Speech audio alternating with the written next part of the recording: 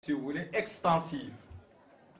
Maintenant, dans ce contexte-là, nous allons voir qu'il y aura la création des écoles coraniques, c'est ce que nous appelons chez nous en Pulaar Doudé, donc des instituts, autrement dit des zawiyas, où les érudits vont apprendre, si vous voulez, l'islam. Mais nous allons voir que cette révolution Torodo qui a remplacé les Satigui ressemble un peu plus à ce qui s'est passé entre les Almoravides et les Almohades. Nous savons que les Almoravides ont été remplacés par les Almohades qui ont accusé ces premiers de ne pas pouvoir propager l'islam authentique. Parce qu'à un certain moment, le mouvement s'était confondu avec l'autorité centrale et donc avait perdu de sa mission, si vous voulez, djihadiste. Donc, c'est dans ce contexte-là qu'apparaît, si vous voulez, El-Hajj Omar Tall. El-Hajj Omar Tall, je ne serai pas long, donc comme l'a dit le conservateur de la Zawiya, qui est un de ses petits-fils, est originaire, si vous voulez, du village d'Aloir, où il est né entre 1794 et 1797. C'est pourquoi je dis que nous, les historiens, nous polémiquons même sur la date de sa naissance. D'autant disent 1794, d'autant pensent que c'est en 1797. Donc, il est né, ce qu'on appelle sur le Guédé, donc dans le marigot de Doué, appelé Koda Adama Aïsse. Donc, il est le fils de Saïdou Ousmane Tall, grand marabout du Fouta, que d'autant pensent que ses ancêtres, d'après un certain Hassan ibn Hassan, qui écrivait, n'est-ce pas, à l'époque sur le Fouta, que ses arrière-grands-parents étaient des Almoravides, à la personne, si vous voulez, du père de Saïdou Tall. Donc, Omar Tall a appris auprès de son père, donc qui était son propre marabout, mais plus tard, comme l'a dit le conservateur de la Zawiya, pour perfectionner sa formation sur le plan islamique, en particulier la maîtrise du Coran et de la langue arabe, il migra au Bilad de Chingir, particulièrement dans le Tagan, et plus tard, n'est-ce pas, dans le Trarza, où il sera initié, bon, on le dit, ou bien en tout cas, il rencontra le Wird Tijane avec un certain Mouloud Fall, de la tribu des Itaoulis, du Trarza. Il quitta là-bas, maintenant il va au Fouta Djalon, où il rencontre, si vous voulez, le marabout Abdul Karim Ben Maqi, qui était, si vous voulez, un grand marabout, si vous voulez, du Fouta Djalon, et qui, dit-on, va commencer à l'initier, si vous voulez, à la voie Tijania. Et là, il faut faire la précision, parce qu'au Fouta, à l'époque, la religion, c'est l'islam, mais la tariqa qui dominait, c'est la Qadriya. C'est-à-dire que le Fouta était dominé par la secte Qadriya. Donc, pour sa formation spirituelle, nous allons voir que ce sont les voyages à travers la sous-région et à travers la Mecque, mais aussi à travers un peu le Bilad du Soudan, que El-Hajj Omar Tall va perfectionner sa formation. Donc, c'est dans ce contexte-là qu'il va aller au Fouta Djalon, et au Fouta Djalon, il va rester un temps pour la méditation. Et de là-bas, il va à la Mecque, et à la Mecque, à partir de l'âge de 23 ans, il rencontre un certain Cheikh Mohamed Ghali, qui est un disciple ou un élève de Cheikh Ahmed Tijani, qui va d'abord l'initier à la voie Tijania et qui va lui confier la mission d'étendre cette tariqa Tijania au Bilad du Soudan dont il vient, c'est-à-dire le Fouta. C'est comme si c'est la mission confiée à Al-Hajj Omar l'a été, n'est-ce pas, pour un certain Abdallah ibn Yassine à l'époque, venu, n'est-ce pas, propager l'islam dans ce qu'on appelle le Bilad de Chingir, à partir de Ribat d'Azoghi, où ils vont quitter et propager avec le mouvement almoravide, si vous voulez, l'islam dans cette sous-région. Bien, donc, de retour maintenant, je ne reviendrai pas sur ces mu'jizat avec les savants d'Al-Azhar, parce que pour les savants d'Al-Azhar, c'est pour la première fois qu'ils rencontrent quelqu'un qui vient de loin, surtout du Bilad du Soudan, réputé pour être le pays des païens, quelqu'un qui maîtrise non pas seulement la langue arabe, mais aussi qui maîtrise, si vous voulez, l'islam, et qui maîtrise par contre le hadith, le fiqh, etc., et la grammaire, si vous voulez, arabe. Maintenant, du Fouta Djallon, où il va méditer sur son action, parce que cette action lui a été déterminée par Cheikh Mohamed El-Ghali qui lui dit je vous donne le titre de Khalif général de la Tijania au village du Soudan, mais avec comme mission, non pas seulement de propager la Tijania, mais surtout d'entamer, si vous voulez, le djihad. Parce qu'à l'époque, même s'il y avait de l'islam au village du Soudan, et particulièrement dans cette région du Fouta, c'était un islam de cour, et la majorité des populations, c'est-à-dire au niveau populaire, c'était le paganisme, ou bien, si vous voulez, la religion païenne qui dominait. Donc, il va commencer à partir du Fouta Djallon à descendre de retour, si vous voulez, sur son Fouta natal, à propager, si vous voulez, l'idée du djihad. Mais tout de suite, on va voir que cette idée du djihad sera ou va avoir des gens qui sont contre. Parce que comme j'ai eu à le dire, déjà dans le Fouta, malgré la présence de l'islam, les Almamis ne s'occupent plus maintenant de la propagation de l'islam, mais aussi de la lutte contre le colonisateur, mais plutôt de la présence, si vous voulez, de leur pouvoir et de leur privilège. Et c'est pourquoi dans cette région du Fouta de l'époque, il y a beaucoup de problèmes, si vous voulez, sociaux, beaucoup de guerres intestines entre les Almamis, n'est-ce pas, pour la préservation, n'est-ce pas, du pouvoir et pour la préservation, si vous voulez, des acquis. Donc, lorsque El Hajj Oumar Tall arriva, il rencontra tout d'abord des difficultés. Des difficultés au sein de l'aristocratie, c'est-à-dire au sein de la classe dirigeante, c'est-à-dire ceux qui dirigent le Fouta. Parce que ceux qui dirigent le Fouta sont déjà en collaboration avec le colonisateur qui est Andar, donc les Français.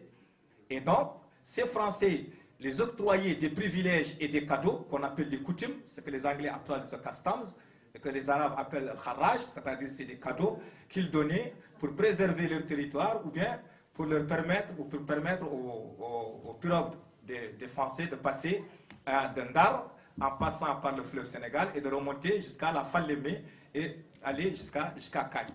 Parce que dans l'idée des Français, il fallait entamer la colonisation, si vous voulez, de la Mauritanie. Et on ne pouvait pas entamer la colonisation de la Mauritanie sans pour autant dominer toutes les régions qui sont le long des escales. Bon, il y a une carte dans ce contexte-là. Vous allez voir que toutes les escales de commerce sont situées le long du fleuve Sénégal. Mais il y a aussi qu'au niveau du Fouta, la présence Qadriya, c'est-à-dire la présence de la Tariqa Qadriya, avec ses grands oulémas, avec ses grands érudits, vont rencontrer ou bien vont aller à l'encontre de l'action, si vous voulez, del Hajj Oumar Tall. Parce que c'est des gens aussi qui avaient leur tariqa et qui ne voudraient pas se faire prendre leur tariqa et être remplacés par une autre tariqa qui est nouvelle et dont ils ne connaissaient pas encore les principes, qui était la tariqa Tijaniya. Donc, dans ce contexte-là, nous allons voir que la lutte contre les infidèles prônée par Cheikh Mohamed El-Ghali, qui l'avait donné comme mission, va être une mission tout à fait difficile.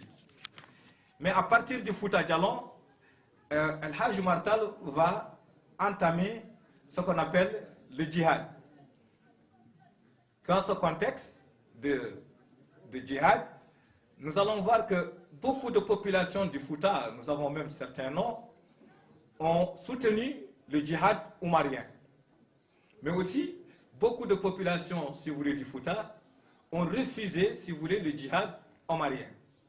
Et dans ce cadre-là, à l'époque, El Hajj Oumar Tall correspondait avec Cheikh Mohamed El Mami concernant, si vous voulez, le djihad. C'est-à-dire, dans ce qu'on appelle son revue La Lance, Rimat, il demandait au Cheikh Mohamed El Mami, qui était à l'époque un grand jurisconsulte de la région, sur les principes du djihad en pays, si vous voulez, foutanké.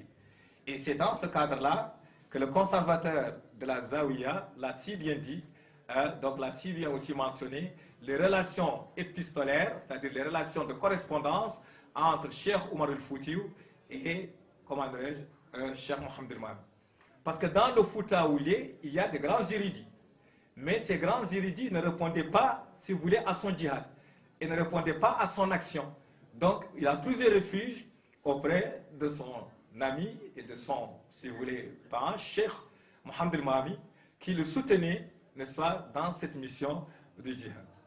Mais là aussi, il faut noter un point essentiel, parce que le conservateur de la Zawiya a parlé tout à l'heure, si vous voulez, de l'aspect ésotérique, si vous voulez, des deux hommes, c'est-à-dire de l'aspect soufi de ces deux hommes. Parce que la doctrine soufi, ou le soufisme, est une doctrine ésotérique qui permet, si vous voulez, l'unicité de Dieu, mais aussi qui développe ce qu'on appelle le tawhid, et qui, parallèlement à ça aussi, donne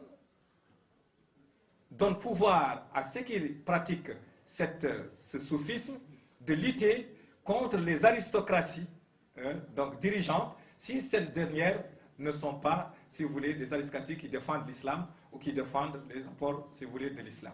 Et c'est dans ce contexte-là que Cheikh Mohamed El-Mahami et El-Hajj Omar Tall étaient sur ce qu'on appelle un même diapason concernant les fatwas qu'il échangeait pour, n'est-ce pas, le Bilad, le Soudan ou bien les régions du Fouta.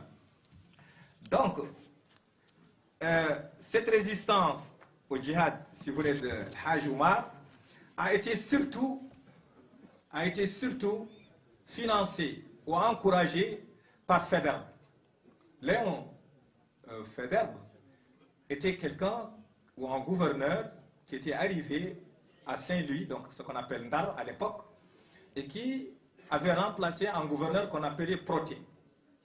Proté, qui connaissait un peu les questions musulmanes de l'époque, parce qu'ayant séjourné un peu en Algérie, était plus conciliable, c'est-à-dire plus conciliant avec Al-Hajj Omar. Mais lorsque Faidherbe est arrivé, lui, il a déchaîné l'aspect guerrier ou l'aspect militaire. Pour lui, il est très difficile à la France de s'installer et d'entamer la colonisation ou la conquête de la Mauritanie avec le djihad omarien, donc avec la présence de Hajj Omar Tall ou avec un autre qui le soutient à la personne de Cheikh Mohamed El-Mahami.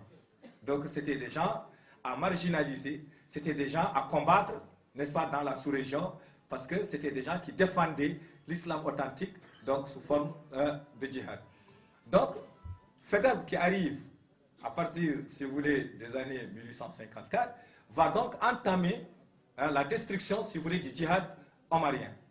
D'abord, il commence par lui faire, si vous voulez, la guerre, en le repoussant à chaque fois où il entendait qu'El Hajj Omar arrivait dans une région du Fouta, à Mbumba par exemple, à Kobilo, ou bien dans ces régions-là, il repoussait, si vous voulez, les djihad, ou bien les Omariens, vers ce qu'on appelle vers l'Est.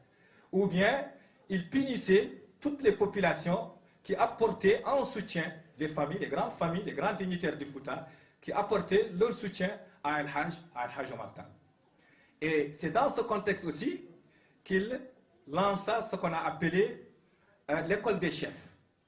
L'école des chefs, c'est-à-dire que c'est une école dont les chefs de l'époque envoyaient les enfants, l'école des indigènes, envoyaient leurs enfants comme étant des otages. On l'a appelé l'école des otages.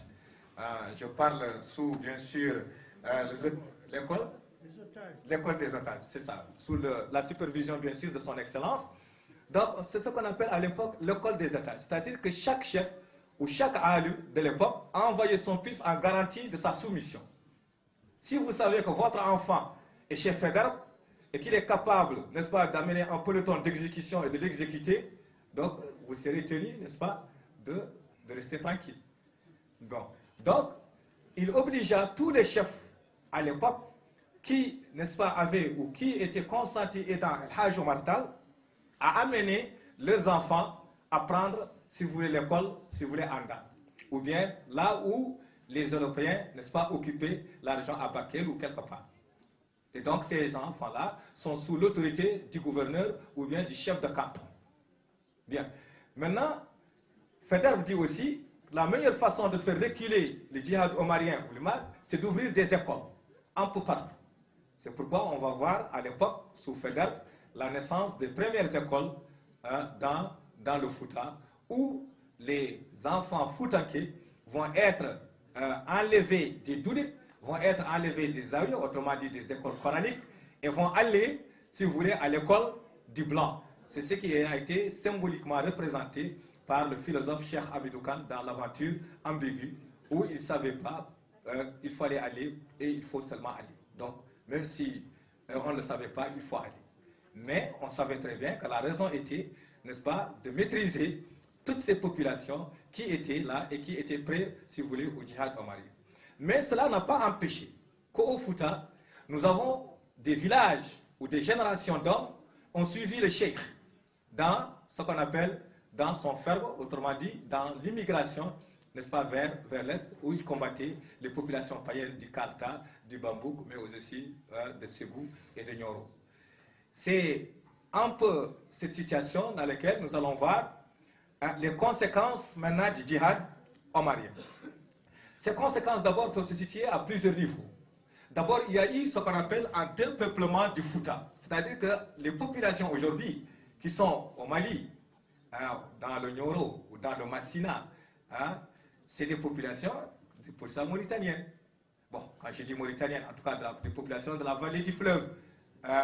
Vous entendrez des Tcham au Mali, vous entendrez à milieu Bambara, vous entendrez des Wan, vous entendrez des Si, des Ba, d'ailleurs qui occupent des postes de haute responsabilité dans le gouvernement malien, n'est-ce pas? Ils en ont même le petit-fils de Ben Haj, n'est-ce pas, Muntaga, qui est lui député, n'est-ce pas, à l'Assemblée, si vous voulez, malienne. Donc il y a eu un développement, si vous voulez, de notre région du Fouta, et ce développement nous a privés des bras qui travaillaient, n'est-ce pas, dans l'agriculture et dans la vie pastorale. Mais aussi, ça a dépeuplé un peu le Fouta des régions, si vous voulez, qui étaient des régions musulmanes. Même si le Fouta est resté profondément une région musulmane, où il n'y a pas eu, si vous voulez, d'infiltrés des églises ou bien de populations chrétiennes à l'image de la Haute-Gambie ou bien à l'image de la Casamance, nous n'en avons pas. C'est comme aussi chez nous en Mauritanie, dans le village de Chinguet, malgré la présence de les églises sont restées toujours pour eux, nous sommes restés, ceux que nous en sommes, musulmans, pratiquants, maniqués. Donc, nous avons aussi sur le plan politique, il y a eu un vide politique. Avec la présence d'El Hadj Omar, il y a eu la division au sein de la classe politique du Fouta, entre des dignitaires, des grands électeurs à l'époque, si vous voulez, du Fouta. Il y a eu, si vous voulez, des dissensions politiques, il y a eu des divisions politiques, et ce sont peut-être aujourd'hui, dans nos familles, aujourd'hui que nous sommes, que peut-être ces divisions politiques, n'est-ce pas, ont encore de plus de conséquences.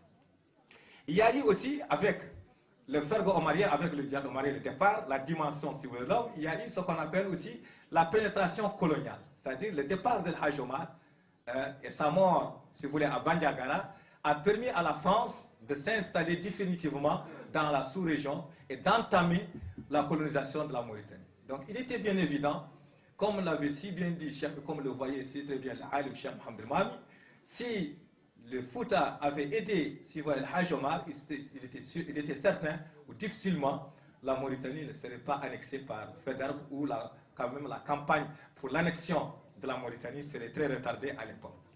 Bien, au Fouta, avec le djihad omarien, il y a eu aussi la naissance de nouvelles classes politiques qui ne dirigeaient pas et qui ont commencé aussi, si vous voulez, à diriger au niveau du Fouta. Bien. Le djihad omarien aussi a, dans ses conséquences, entraîné ce qu'on appelle la faim. Pendant ces années du départ d'El Hadj Omar vers l'Est, le Fouta a connu ce qu'on appelle la disette, a connu ce qu'on appelle la faim. Parce que je le disais tout à l'heure, tous les hommes valides qui devaient travailler la terre sont partis, certains avec El Hadj Omar, d'autres ont eu peur, donc sont restés dans l'administration coloniale, et il y a eu ce qu'on appelle la destruction des champs, il y a eu la destruction aussi, si vous voulez, des troupeaux. Bien. Sur le plan culturel et religieux, il faut noter que la présence d'El Hadj Omar a permis de renforcer des liens, surtout des liens de sang, entre le Fouta et le village de Chinguir, en la personne, si vous voulez, de cette famille de Cheikh Mohamed Mami, dont nous avons présenté, si vous voulez, les arrière-petits-fils, qui, lui, de père, si vous voulez, est de la famille de Cheikh Mohamed Mami, et de ses lointaines origines, si vous voulez, du côté maternel, sont, si vous voulez, de la descendance d'El Hadj Omar. D'ailleurs, c'est une même famille. Comme je l'ai toujours dit, la Mauritanie, nous sommes une seule famille, alhamdulillah, sur tous les plans, sur le plan social, mais aussi sur le plan religieux. C'est dans ce contexte-là que mon père, Ahmed Baba Miske, n'est-ce pas, va intervenir et je lui laisse, si vous voulez, l'opportunité. شكرا إذن لسيد سي على هذا العرض المتميز. وعرضنا الموالي سيكون مع أحمد بابا مسكة رئيس رابطة الساحل، والموضوع موضوع هام الوحدة الوطنية. بسم الله الرحمن الرحيم والصلاة على النبي الكريم. أسلم قبل كل شيء على الحضور وعلى أهل الوالي سنة عامة، وأشكر الزاوية التي سمحت لو أن الرابطة مبدئيا مساهمة بها، لأن الدور الحقيقي والأساسي هو دور الزاوية. الوحدة الوطنية شعار حديث نسبيا، شأنه شأن الدول التي تكونت على أنقاض الإمبراطورية الاستعمارية، والتي ترك لها المستعمر حدودا لا تخضع لمعايير منطقية، تتواجد داخلها شعوب وقبائل شتى، فرض الاستعمار تعايشها بالقوة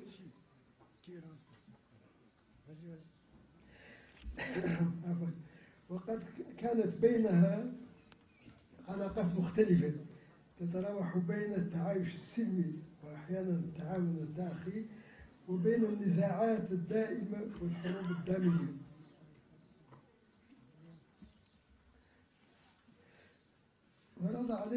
فرض عليها بقوة السلاح التعايش حقبا من الزمن، بعضها دام قرنا أو قرونا دون أن يقضي ذلك على كل مسببات النزاعات. ثم فرض عليها الاستقلال حسب ما يراه المستعمر لائقا، استقلال مبكر في نظام حكم لا صلة له بواقع تلك الشعوب وتاريخها ورغباتها، ولم يكن لها بد من قبول الاستقلال الاستعماري، كما لم يكن لها قبل ذلك بد من الإذعان للسيطرة الاستعمارية.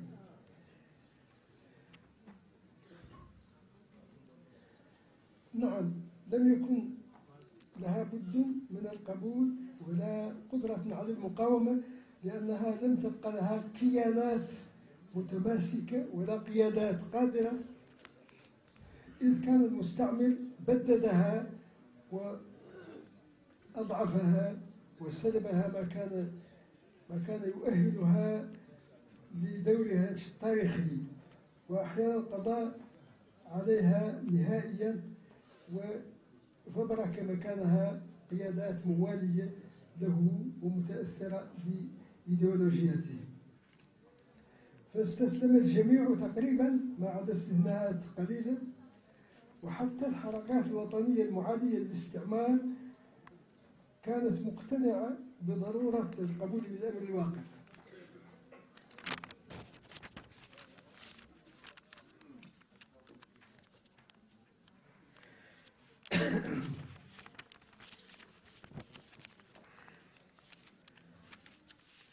والغريب أن الجميع اقتنعوا بأن أنجع الطرق لبناء دولة متماسكة وقوية هو التصرف كما لو كانت هناك وحدة وطنية وجدت قبل السيطرة الاستعمارية على البلاد، وأن عشرات الإثنيات أحيانا تصل إلى 60 كانت أمة واحدة ذات ثقافة موحدة رغم وجود عشرات اللغات ذات المشارب المختلفة التي لم يكن الناطقون بها يفهمون بعضهم، حتى أصبح بعض نخبهم يستعملون لغة مشتركة هي لغة المستعمر.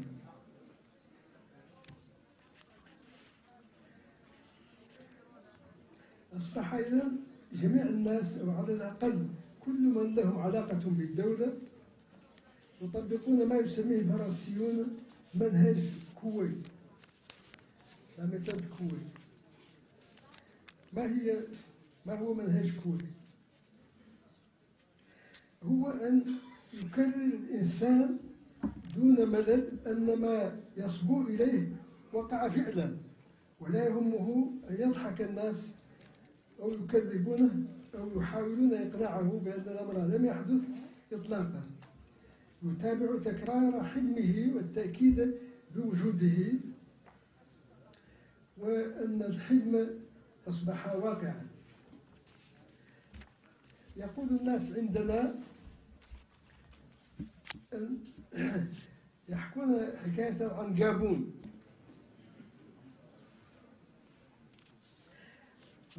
أنها من هذا النوع، أنه يوما ما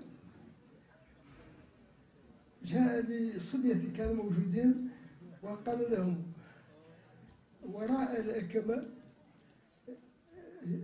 قطيع من الغنم أو من الجديان ينتظر من يأخذه. فانطلق الصبيان يسعون ليصلون إلى هذا المكان. بعد ذلك قال لنفسه من يدري لعل هذا صحيح، وانطلق من الآخر بأثره ليسبقه.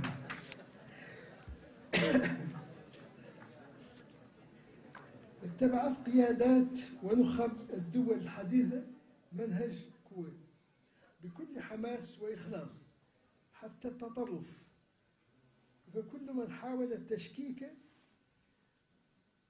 أو حتى التحفظ ولم يبدي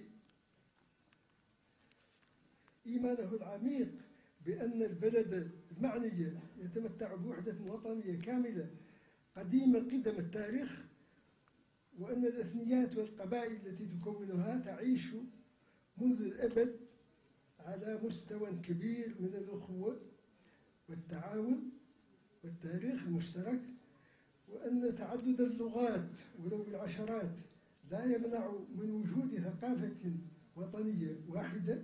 الأخ من شكك في ذلك فهو عدو للأمة والوطن. وقد سجن أو قتل عدد كبير من المثقفين وغيرهم، ليعلم الجميع أن المساس بمبدأ الوحدة الوطنية القديمة أمر مرفوض، كما كالمساس بقدسية أبي الأمة ومؤسس الدولة.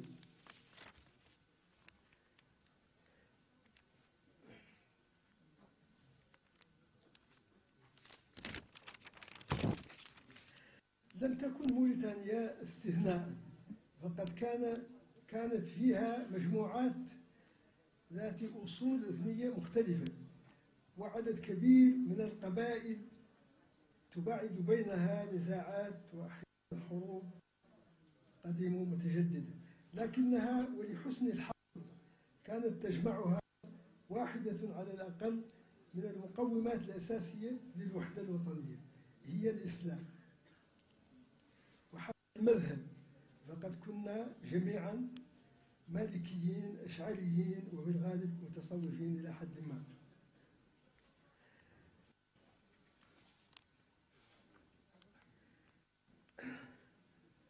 ورغم أني لا أريد أن أكون مثل جابون،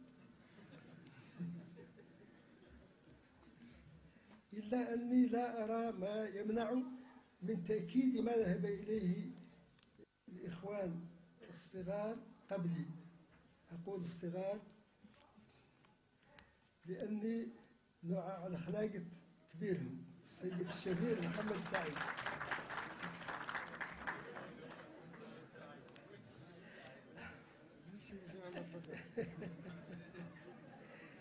أعني ما ذكروا من علاقات لا فقط حسن جوار وتعاون بين الكفار والإسلام في غالب الأحيان، لكن من التبادل الثقافي والفكري والروحي الذي يعطي عنه الشيخ محمد المامون والشيخ عمر الفوتي مثالا راقيا عاليا علو مقامهما العديم المثل، مع كثرة هذا النوع من العلاقات بعدهما بين مشايخ الكوار والبلاد. ومن أبرزه ما كان بين الشيخ الخديم الشيخ أحمد دبومبا والشيخ سيدي بابا والشيخ سعد بوه إلى آخره، مع ما للمشايخ الثانيين من فضل في هذا المجال وأشياخ غيرهم من مختلف المناطق.